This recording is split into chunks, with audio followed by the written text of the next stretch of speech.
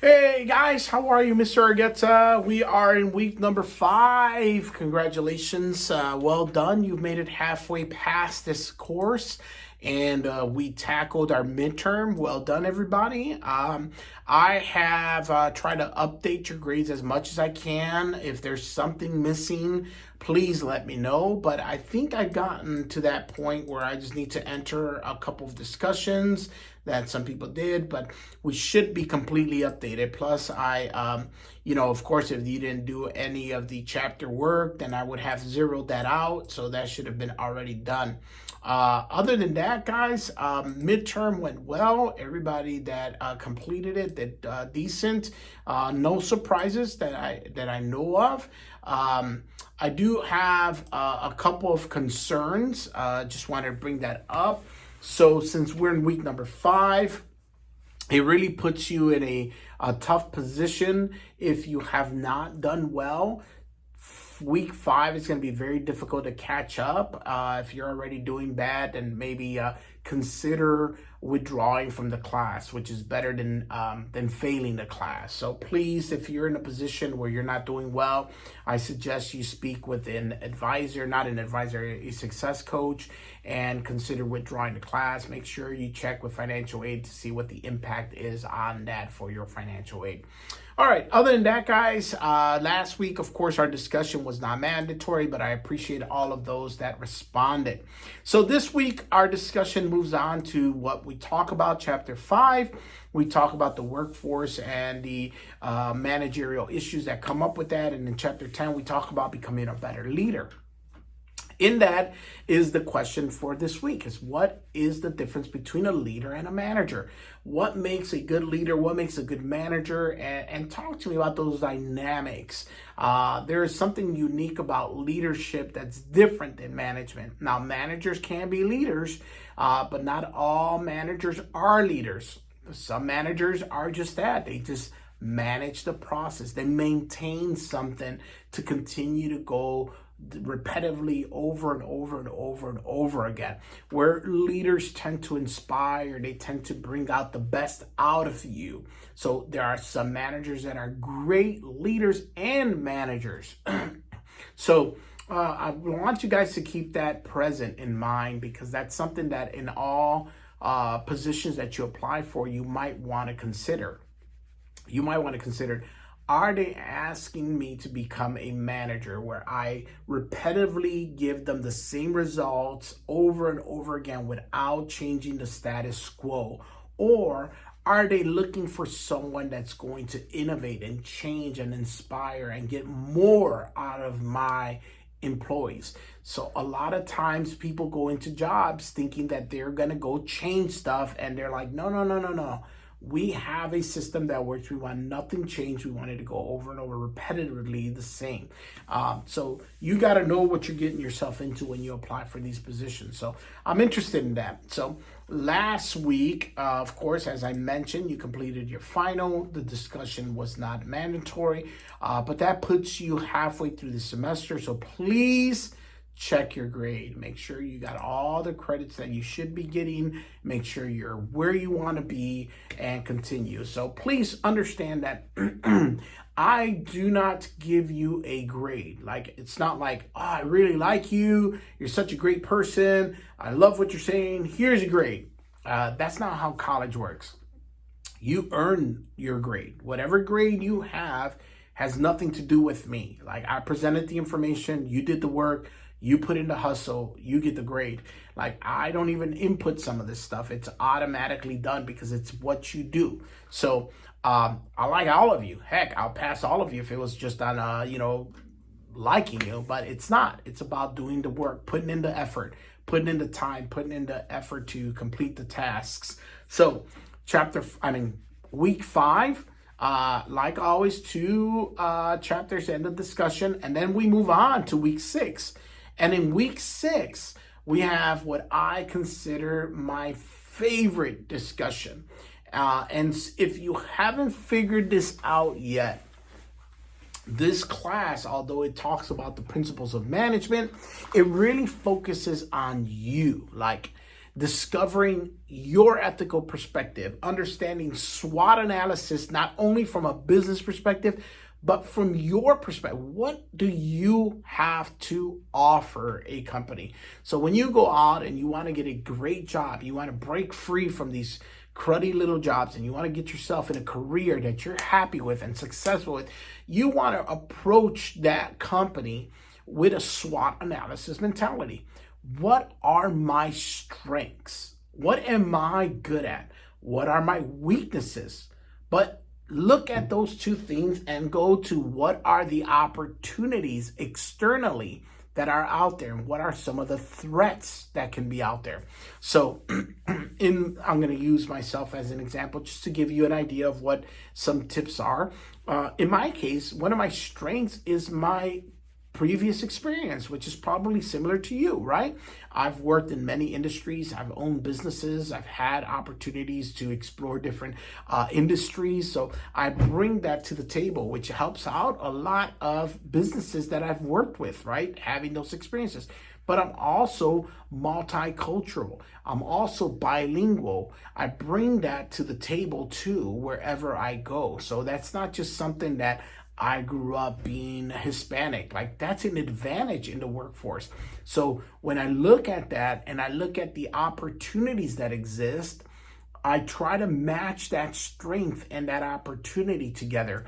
For example, I saw a need for Spanish training in our area, the Northwest Georgia. There's a lot of people that speak English but don't speak Spanish, and a lot of people that speak Spanish that don't speak English. So there's a bridge that needs to be created there, a gap in between those two sort of languages, if you may, especially in the workforce. So I designed a Spanish for industry class. So Spanish for people that are probably managers or HR directors, because there's an opportunity externally there. There's a problem in our community. There's an issue, but that works for any side of business.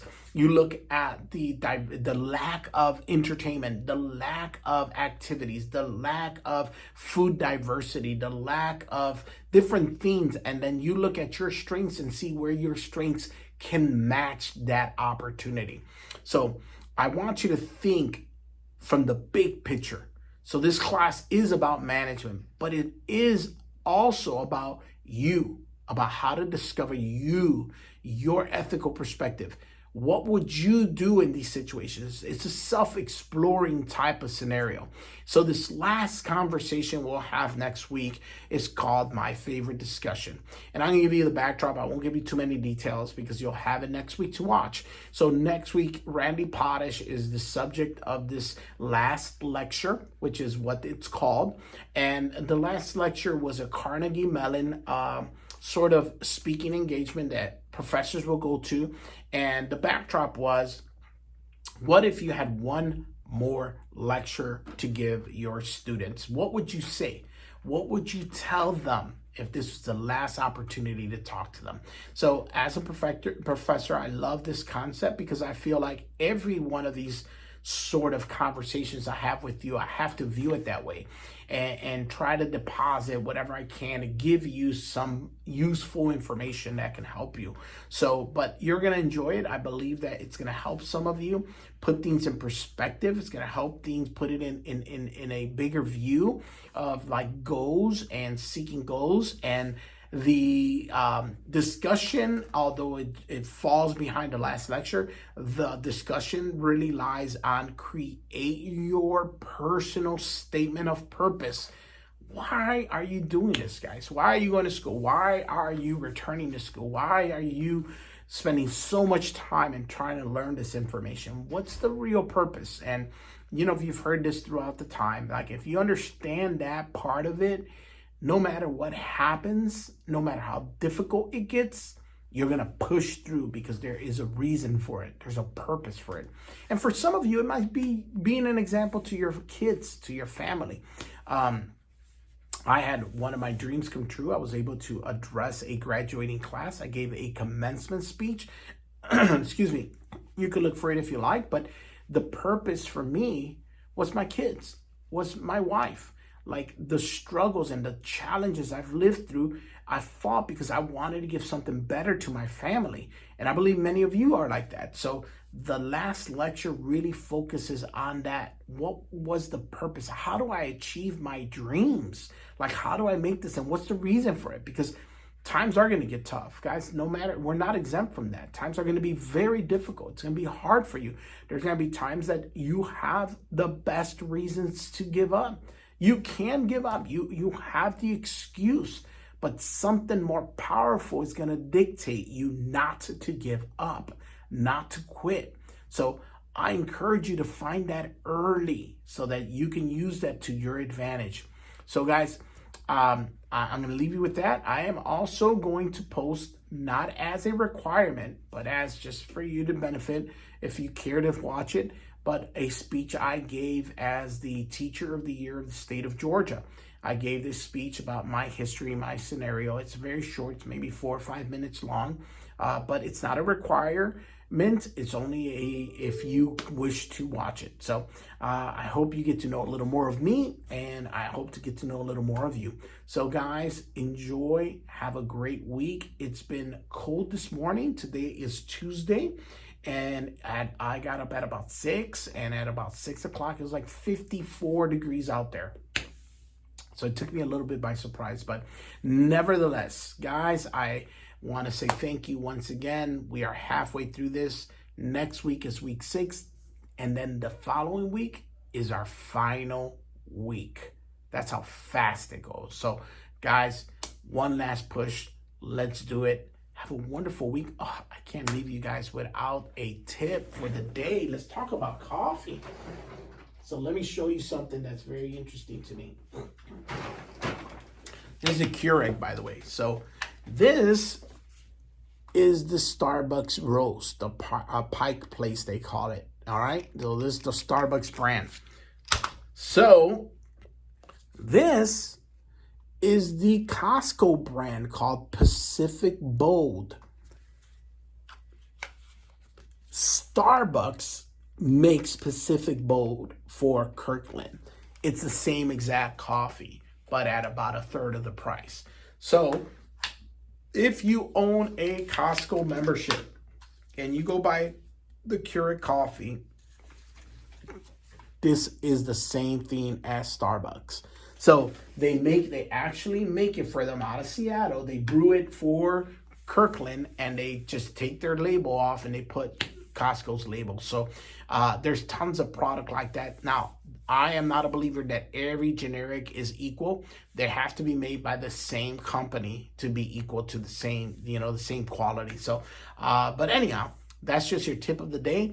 Thank you for all the tips. Someone tipped, I thought it was great. They said they put condensed milk and then they brew the coffee over it, and then they put whipped cream or something on top of it. It sounds great. Sounds amazing. So I love the tips, guys. Keep bringing them in. I mean, I love coffee. So whenever you give me a tip, I look to see if I can make that happen. I'm going to try that sweetened condensed milk at the bottom. Then they brew the coffee over it, and then they put like whipped cream. That sounds delicious. So I appreciate that tip, whoever it was. I can't remember right off the top of my head, but that's awesome. So other than that, also, Chloe went to some like fest that I think sounded amazing. So you guys got some pretty cool lives. I admire you. I look forward to seeing you. And if you see me out and about, definitely say hi. Take care, guys. We'll see you next time. Bye.